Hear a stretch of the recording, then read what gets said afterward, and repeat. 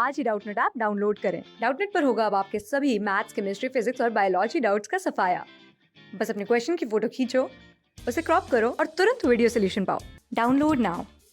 यहाँ पे हमसे पूछा गया है कि दिए गए ऑप्शंस में से ऐसा कौन सा स्पेशलाइज्ड सेंटर है जो हमारी रेस्पिरेटरी रिदम की रेगुलेशन के लिए रिस्पॉन्सिबल है।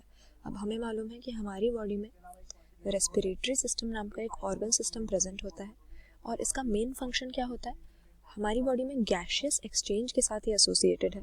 क्योंकि ये तो हमें मालूम ही है कि हमारी बॉडी के सेल्स को या हमारी बॉडी टिश्यूज़ को लगातार ऑक्सीजन की ज़रूरत रहती है, तो हमारी बॉडी सेल्स तक ऑक्सीजन पहुंचाना और कार्बन डाइऑक्साइड जो इनमें अक्यूमुलेट हो रहा है उसको एलिमिनेट करना, ये हमारे रेस्पिरेटरी सिस्टम का काम होता है।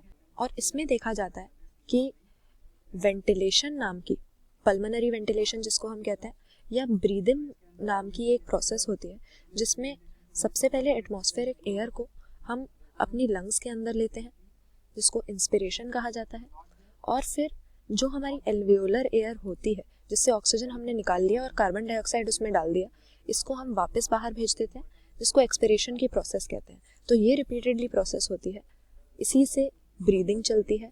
और यहाँ पर इसी रेस्पिरेटरी रिदम का रेगुलेशन के बारे में हमसे पूछा गया है, क्योंकि सभी ऑर्गन सिस्टम्स की तरह हमारे रेस्पिरेटरी सिस्टम के ऊपर भी हमारे बॉडी के कई ऐसे मैकेनिज्म्स हैं जो इसको मॉनिटर और इसकी रेगुलेशन करने की सिग्निफिकेंट एबिलिटी रखते हैं बॉडी के टिश्यूज़ के नीड्स के अकॉर्डिंग। तो इसमें से रेस्पिरेटरी रिदम सेंटर ये हमारा करेक्ट आंसर हो जाएगा, क्योंकि हमारे ब्रेन के मेडुला रीजन में हमें ये रेस्पिरेटरी रिदम सेंटर मिलता है और ये वो मेन रीजन है हमारी बॉडी में जो रेस्पिरेटरी रिदम या हमारी ब्रीदिंग या वेंटिलेशन के रिदम या रेट को मेंटेन करने का या रेगुलेशन करने का काम करता है। बाकी जो हमें ऑप्शंस दिए हैं ये सब भी हमारी ब्रीदिंग के रेगुलेशन के साथ एसोसिएटेड है, जैसे कि न्यूमोटैक्सिक सेंटर जो हमें दिया है ये पॉन्स में होता है और ये रेस्पिरेटरी रिदम सेंटर के फंक्शंस को रेगुलेट करता है।